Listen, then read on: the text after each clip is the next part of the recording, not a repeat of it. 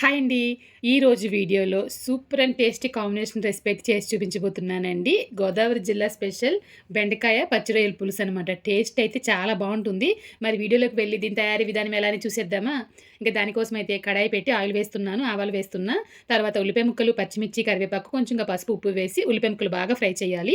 ఇవి బాగా వేగిన తర్వాత అల్లం వెల్లిపాయ పేస్ట్ మెత్తగా కాకుండా కోర్స్‌గా గ్రైండ్ చేసి వేయాలండి. ఇదే మంచి టేస్ట్‌నిస్తుంది. వేసి బాగా ఫ్రై చేసిన తర్వాత ఇప్పుడు దీంట్లో కట్ చేసి ఉంచిన బెండకాయ ముక్కలు, శుభ్రం చేసి ఉంచిన పచ్చి రొయ్యలు, టమాటో ముక్కలు వేసి, రుచికి తగినంత ఉప్పు వేసి, బాగా కలిపి మూత పెట్టి తక్కువ మంటలో ఒక 2-3 నిమిషాలు అలా వదిలేయండి. రొయ్యల్లోంచి, టమాటోలోంచి వాటర్ రిలీజ్ అయ్యి బెండకాయ ముక్కలు కూడా బాగా ఉడికిపోతాయన్నమాట. ఇప్పుడు దీంట్లో కారం, ధనియాల పొడి వేస్తున్నాను. నేను గరం మసాలా అస్సలు వేయొద్దు. కొంచెంగా వాటర్ పోసి 2 నిమిషాలు ఉడకనిచ్చిన తర్వాత చింతపండు రసం వేస్తున్నాను. తలుపుకి తగ్గట్టుగా వాటర్ అనేది అడ్జస్ట్ చేసుకోవాలండి. మూత పెట్టి తక్కువ మంటలో ఒక 5 నిమిషాలు ఉడికించారంటే ఎంతో టేస్టీగా ఉండే గోదావరి జిల్లా స్పెషల్ బెండకాయ పచ్చి రొయ్యల పులుసు తయారైపోయింది.